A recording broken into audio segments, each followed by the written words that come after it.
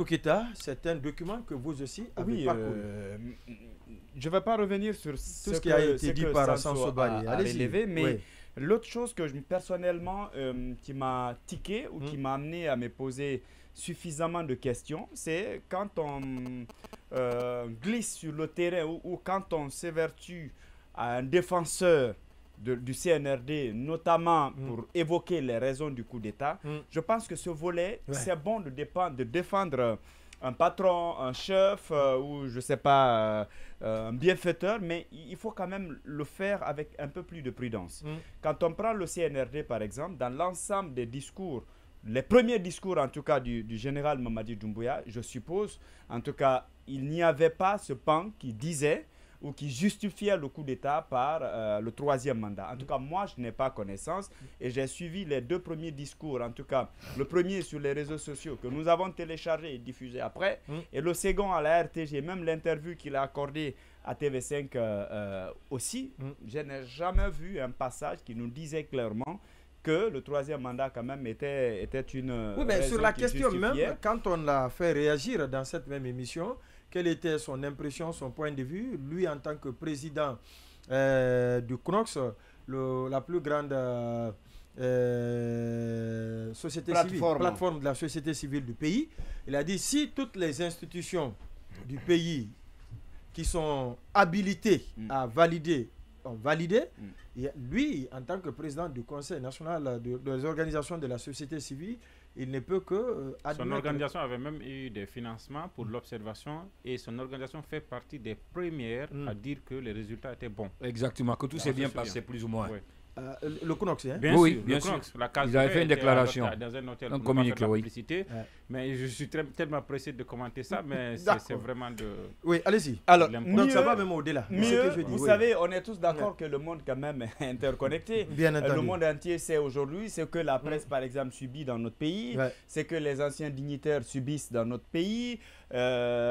Disons, les manifestations qu'on a connues, le cortège de morts qui est aussi évoqué, c'est connu de tous, mais quand vous donnez l'impression d'abord que cette constitution a stoppé, si vous voulez, l'évolution d'un mandat anticonstitutionnel, illégitime, ce coup d'État, je veux dire, et plus loin, vous précisez même que qui a imposé au peuple, au prix de violents, des abus des droits de l'homme, d'un bradage systématique des ressources nationales pour financer cette farce. Enfin, il y a... Farce électorale.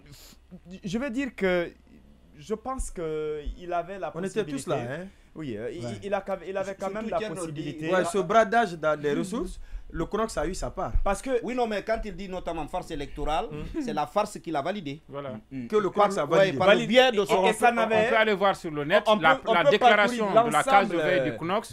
C'est l'une des premières déclarations qui sont tombées. Je pense que dès le premier jour, il y a eu un rapport provisoire. Ensuite, le deuxième, il a été consolidé. Le CNOX, à travers sa case de veille, avait dit que les élections s'étaient bien passées. Bien sûr. Voilà. En tout cas, les documents en font foi ou les conclusions ou les rapports produits à l'époque en font foi, il n'y a jamais eu... Et même quand il parle de bradage économique, mais... On vous donne tout de suite la parole. Oui. Vous notez, s'il vous plaît. Il a dit qu'il est précis. Non, il a une précision. Dans le même communiqué, je me rappelle, il avait dit que... Non, pour ne pas que j'oublie. C'est pourquoi je vous dis de noter. D'accord. Je vous en prie, notez. Oui, c'est que va finir. Donc, globalement, moi, je pense que il était bon, en tant que président du CNT, de plaider la cause de la Constitution, ce qui n'est pas mal en soi, de demander un accompagnement et peut-être d'expliquer jusqu'où les actes qu'ils ont eu à poser, s'il y en a. Mais de là à s'inscrire dans une logique à la fois de justification ou de diaboliser maintenant les élections, parce que pour moi c'est un problème. Quand on dit que à quoi ça sert d'organiser les élections si ce sont les... En fait c'est comme si finalement ça c'est devenu un problème. On doit organiser des élections dont on connaît l'issue, en quelque sorte. C'est ce que ça signifie. Désormais, il faut organiser les élections et éviter que les mêmes gagnent. Ça pose problème. Votre objectif, c'est de faire en sorte qu'au soir de cette transition, que le peuple choisisse librement ses dirigeants. Maintenant qu'ils soient X ou Y, ça ce n'est pas votre problème, ce n'est pas de votre ressort. Vous créez des conditions de transparence et vous permettez aux citoyens de voter librement et aux autres une sorte d'égalité des chances. Le reste, ne vous regardez pas, ce n'est pas votre travail. Mais pourquoi il prend cette posture? En tant qu'un ancien acteur de la société civile, en tant que président du CNT, qui n'est pas un organe, à ma connaissance, qui devrait être considéré comme politique ou une branche un peu du gouvernement, c'est la représentation du peuple. Et par conséquent, le combat que lui il mène, c'est l'intérêt général, ce n'est pas l'intérêt du gouvernement.